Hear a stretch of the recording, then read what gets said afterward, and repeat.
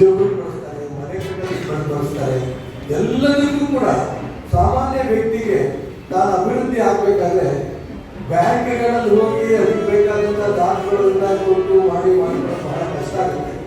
ಆದರೆ ವಿಶ್ವಾಸದಲ್ಲಿ ಎಷ್ಟು ದಾಖಲೆಗಳು ಬೇಕೋ ಅಷ್ಟೇ ದಾಖಲೆಗಳು ಇಟ್ಕೊಂಡು ನಂಬಿಕೆ ಮೇಲೆ ಬಡವರಿಗೆ ಮಧ್ಯಮ ವರ್ಗದವರಿಗೆ ಅನುಕೂಲ ಮಾಡಿಕೊಡುವಂಥ ವ್ಯವಸ್ಥೆ ಸಿಟಿ ಕೋಆಪರೇಟಿವ್ ಸೊಸೈಟಿಗಳಿಂದ ಆಗಿದೆ. ಹಾಗಾಗಿ ಇವತ್ತು ಈ ಬ್ರಾಂಚ್ ಆಗಿರೋದು ತುಂಬ ಸಂತೋಷ.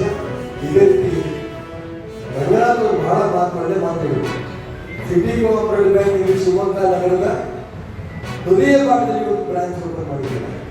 ಎಲ್ಲರಿಗೂ ಕೂಡ ಅನುಕೂಲ ಆಗ್ತದೆ. ಆಗುಡಿ ಹೋಗ್ಕೊಳ್ಳೋದು ಕಷ್ಟ ಆಗ್ತಾ ಇತ್ತು. ಇನ್ನೂ 2-3 ಯಾಕಂದ್ರೆ ಪಂಚಾಯತ್ಗಳು ಯಾಕೆ ಮುಂಚೆನೇ ಮಾತಾಡಿಕೊಟ್ಟೆ ಅಂತಂದ್ರೆ ಈ ಕ್ಷೇತ್ರದಲ್ಲಿ ದಿಗ್ಗಜರು ನೀವು ಅನೇಕ ಕಡೆ ಬ್ರಾಂಚಸ್ ಮಾಡಿದ್ರಿ, ಜಿಲ್ಲೆಯಲ್ಲಿ ನಗರದಲ್ಲಿ ಮಾಡಿದ್ರಿ. ಅದೇ ರೀತಿ ಬರುವಂಥ ದಿನ ಸಿಟಿ ಕೋಆಪರೇಟಿವ್ ಬ್ಯಾಂಕ್ ಕೂಡ ಎಲ್ಲೆಲ್ಲಿ ಮಾಡಕ್ಕೆ ಸಾಧ್ಯವಾದ ಬ್ಯಾಂಕ್ಗಳನ್ನ ಮಾಡಬೇಕು.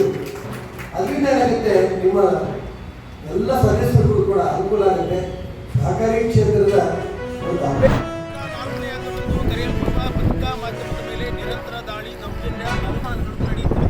ಇದರ ಭಾಗವಾಗಿ ಜಿಲ್ಲೆಯ ಅರಕೆರೆ ಪಟ್ಟಣದಲ್ಲಿ ವರದಿಗೆ ತೆರಳಿದ್ದ ಪತ್ರಕರ್ತರನ್ನು ಅವಾಚ್ಯವಾಗಿ ನಿಂದಿಸಿದ ಘಟನೆ ಜರುಗಿದ್ದು ಖಂಡನೀಯವಾಗಿದೆ. ಕೊತ್ತದೊಡ್ಡಿ ವಸತಿ ಶಾಲೆಯಲ್ಲಿ ಅನಾರೋಗ್ಯಕ್ಕೆ ತುತ್ತಾದ ವಿದ್ಯಾರ್ಥಿಗಳನ್ನು ಅರಕೆರೆ ಪಟ್ಟಣದ ಸಮುದಾಯ ಆರೋಗ್ಯ ಕೇಂದ್ರದಲ್ಲಿ ತಪಾಸಣೆಗೆ ಕರೆತರಲಾಗಿತ್ತು. ಈ ಸಂದರ್ಭದಲ್ಲಿ ಪತ್ರಕರ್ತರು ವಿಡಿಯೋ, ಫೋಟೋ ಚಿತ್ರೀಕರಣ ಮಾಡುತ್ತಿರುವಾಗ ಜವಾಬ್ದಾರಿಯುತ ಸ್ಥಾನದಲ್ಲಿದ್ದ ಪ್ರಿನ್ಸಿಪಾಲ್ ಸುರೇಶ್ ವರ್ಮಾ ಮಾಹಿತಿ ಮತ್ತು ಚಿತ್ರ ಸಂಗ್ರಹಿಸಿದ ಮಾಧ್ಯಮದವರೊಂದಿಗೆ ಅನುಚಿತವಾಗಿ ವರ್ತಿಸಿದರು. ಮಾಧ್ಯಮದವರು ಲೋಕಲ್ಸ್, ಉಪಯೋಗಕ್ಕೆ ಬಾರದವರು, ಇಡಿಯಟ್ಸ್, ನೀವೇನು ಮಾಹಿತಿ ಪಡೆಯುತ್ತೀರಿ ಎಂದು ನಿಂದಿಸಿರುವುದನ್ನು ತೀವ್ರವಾಗಿ ಖಂಡಿಸಿದರು. ಪತ್ರಕರ್ತರು ಮಕ್ಕಳ ಹಿತದೃಷ್ಟಿಯಿಂದ ಮಾಹಿತಿ ಪಡೆಯಲು ಹೋಗಿದ್ದು ತಪ್ಪ. ಜವಾಬ್ದಾರಿಯುತ ಸ್ಥಾನದಲ್ಲಿರುವ ಪ್ರಿನ್ಸಿಪಲ್ ಸಂವಿಧಾನದ 4ನೇ ಅಂಕದಲ್ಲಿ ನಿಷ್ಪಕ್ಷಪಾತವಾಗಿ, ನಿಷ್ಠೂರವಾದಿಯಾಗಿ ಸೇವೆ ಕೈಗೊಳ್ಳುವವರಿಗೆ ಅಗೌರವ ತೋರಿದ್ದಾರೆ. ಹೀಗಾದರೆ ಪತ್ರಕರ್ತರು ಸಮಾಜದಲ್ಲಿ ಸ್ವತಂತ್ರವಾಗಿ ವರದಿಗಾರಿಕೆ ಮಾಡುವುದು ಹೇಗೆ ಸಾಧ್ಯವಾಗುತ್ತದೆ? ಇಂಥ